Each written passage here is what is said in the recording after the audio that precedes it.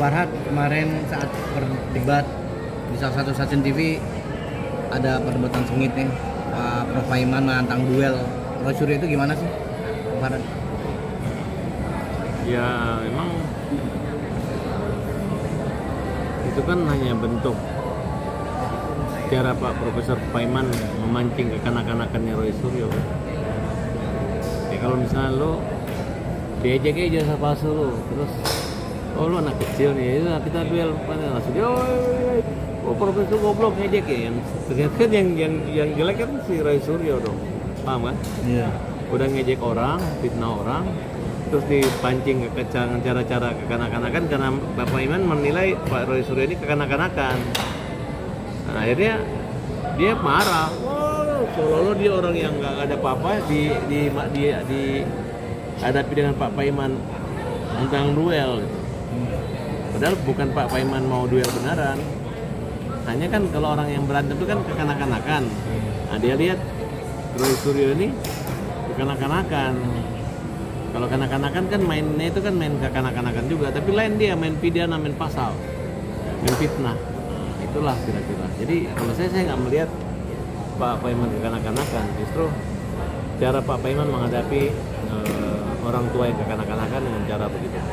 Artinya dengan dia juga ketemunya kan bukan langsung, jarak jauh. Siapa nggak kesel orang profesor dibilang. Lagian juga Roy Suryo sudah mengatakan mereka mengambilkan data pembandingnya kan dari uploadan media sosial Sandi kan. Jadi dia bilang Sandi bisa dipenjara dong kalau gitu. Sandi yang malu bisa dipenjara kan, kira-kira begitu. Bang, ini lanjutan amarah dari Prof Aiman juga sih, yang Roy Suryo tidak hadir ke pengadilan Jakarta Pusat beberapa hari lalu, Bang. Oh, Roy Suryo ini menganggap bahwa alamatnya dia itu kan, kami dapat data alamatnya Roy itu di kompleks DPR. Nah, tapi dia tuh punya rumah di Bintaro dan di Jogja. Dia maunya kita mencari alamat itu. Kalau nggak tahu kita bodoh gitu. Bagi saya sekalipun nggak dapat alamatnya dia nggak ada masalah. Yang penting kan kau udah ada tim lawyernya. Kalau perlu alamatnya kita kasih di Polda kalau dia ditahan di Polda gitu. Dan saya tantang kalian bertiga ngejek Pak Paiman, yuk kita buktikan di pengadilan yuk. Ya berarti dengan dia nggak mau memberi informasi alamat, walaupun akhirnya kami udah tahu alamat mereka. Masalah dia nggak datang kan rugi sendiri. Ini kan gugatan keperdataan. Harusnya dia gunakan kesempatan ini untuk membuktikan palsu tidak palsunya ijazah itu kan. Iya. Ternyata dia hanya mau framing ketika Pak Jokowi nggak memperlihatkan atau dia tidak memiliki langsung dari Pak Jokowi. Dia menganggap itu adalah kekuatan untuk kepalsuan. Padahal menurut saya mungkin dia kena prank sehingga dia dengan tidak senonoh menghina dan mempermalukan Pak Jokowi dan keluarga. Bang, kerugiannya apa Bang kalau Roy Suryo tidak hadir di persidangan? Dia yang rugi lah. Ya apa yang dia Putusan akan diputus secara berstep kan tanpa dihadiri oleh tergugat. Berhitung mangkir berarti, Bang, ya? Ya kan nanti kan di situ kan ada pihak-pihak tergugat lainnya kayak UGM aja kan bisa menunjukkan kartu aslinya. Jadi kalau menurut saya tuh kalau ijazah itu ada kalanya saya pernah punya piagam gitu tidak ada foto saya taruh sendiri itu biasa. Ada juga fotonya jatuh saya tempel sendiri. Ada juga fotonya saya ganti baru, yang penting tidak mengurangi keaslian. Bukan berarti kalau foto ijazah saya ganti ya kecuali bukan saya. Kira begitu, betul nggak kira-kira? Kan biasa kan foto itu bakar setengah, ganti foto, ganti ijazah baru kan, apakah gara-gara ijazah baru itu tidak asli? Jadi tidak asli kan, tidak. Jelas pihak UGM sudah menyatakan bahwa itu adalah ijazah Pak Jokowi asli dikeluarkan oleh UGM.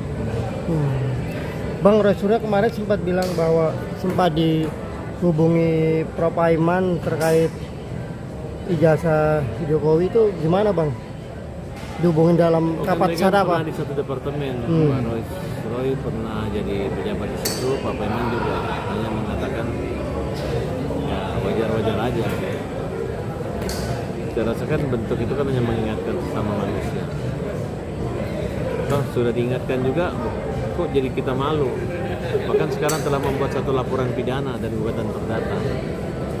Kalau masih di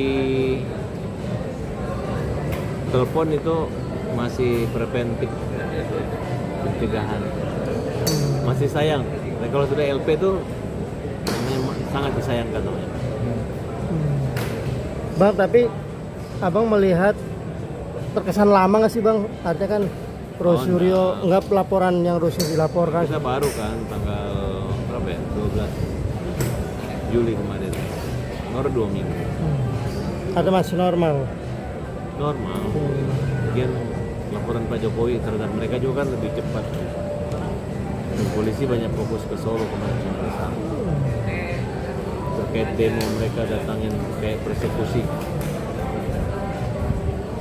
Bang, abang juga sempat lagi-lagi disenggol soal sempat cari kerja juga tuh sama Rosyuri, itu gimana sih bang? Itu enggak ada, saya enggak kenal mereka. Nggak kenal, Hanya Bang. dia memang mau membuat seperti itu. Jadi kita sekarang menghajar habis-habisan mereka. Dia masih mau kegeeran bahwa kita minta kerjaan pengecara dia. Nggak mungkin. Oh, menggiring opini berarti bang ya? Dia mau suka begitu. Kayak ijazah ini nggak ada yang asli bang. Ini palsu, ini sudah dites kayaknya begitu. Buktinya orang yang dibilang itu dia bilang, saya nggak punya uang, gimana Pak Rat mau kerja sama saya tuh? Nggak mungkin, orang baru saya kenal. Untung orang itu nggak mengaku. Orang itu bilang, oh kata ini, itu apa itu? Dan lagian juga nggak terlalu penting itu. Emang kerjaan apa di sana? Siapa ada pengacara yang membela mereka? Ya nggak? Siapa pengacara yang membela tukang fitnah? Itu nanti langsung turun pamor. Langsung jadi nggak bagus. Makanya semua pengacara yang membela tukang fitnah, tukang itu lama-lama jadi nggak bagus. Dan abang juga mendesak Kapolri untuk segera menangkap bang ya? Ya kita minta supaya ditangkap lah.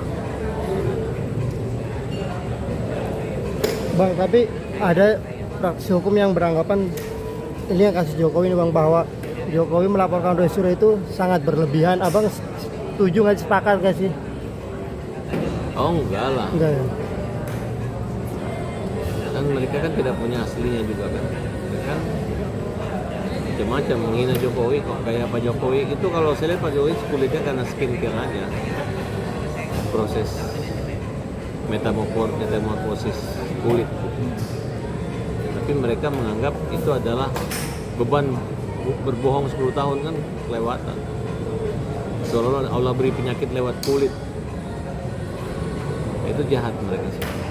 Jadi kita menganggap mereka ini adalah orang-orang yang betul-betul tidak punya rasa hormat. Tidak pernah berpikir, coba mereka yang digituin loh. Jadi keahlian-keahlian, kemampuan dan pengalaman berkomunikasi, beraksi di TV itu digunakan untuk memburuk-burukan Pak Jokowi. Makanya mereka itu lidahnya nggak bisa menghadapi Farhad Abbas.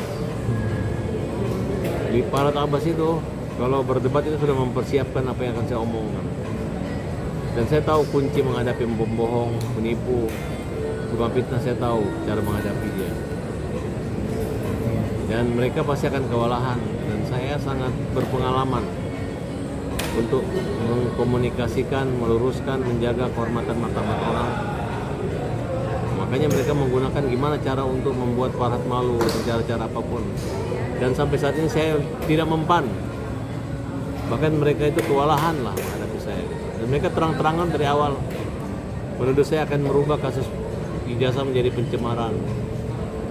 Saya bilang, kau mau penjarain Pak Jokowi? Enggak, ingin Pak Jokowi malu. Kalau Pak Jokowi minta maaf sama saya akan maafkan dan selesai kasus. Emang kau mewakili Indonesia? Kamu itu penjahat, saya bilang. Kamu itu tukang fitnah. Al-fitnatu as-sadu minal qatli. Fitnah itu lebih kejam daripada pembunuhan. Nah itu mereka. Harusnya kau laporkan itu UGM. Ini UGM tidak. Dan UGM mengatakan ini asli. Kasihan kan seluruh mahasiswa UGM ini jadi diperbincangkan hanya gara-gara Rosuryo menuduh Pak Jokowi punya palsu. Ya kan dia berjuangnya buat sendiri, buat dirinya sendiri. Makanya saya bilang ini lebih cenderung ke motif ekonomi. Mereka marah, minta sumpah loh. Kok sumpah, kamu aja bersumpah, ngapain saya bersumpah? Kan ini kan dugaan kita. Karena mereka kan punya anak, punya keluarga. Kalau tahu suaminya atau saudaranya mau dipenjara, Saya dengar ada salah satu tukang fitnah Jokowi itu perempuan. Dia sedikit lagi akan musnah karena dari keluarga yang katanya umurnya nggak terlalu panjang. Dan tensinya tinggi, rata-rati tensi darahnya 217/110. Nah, makanya dia nggak takut membela orang, mati-matian membela orang, karena dia bisa cepat mati. Itu bisa dicek siapa yang paling berani dan paling berani mati di situ. Jadi rasa takutnya harusnya dia menanam amal untuk di sorga, tapi dia sebelum mati fitnah dulu ya.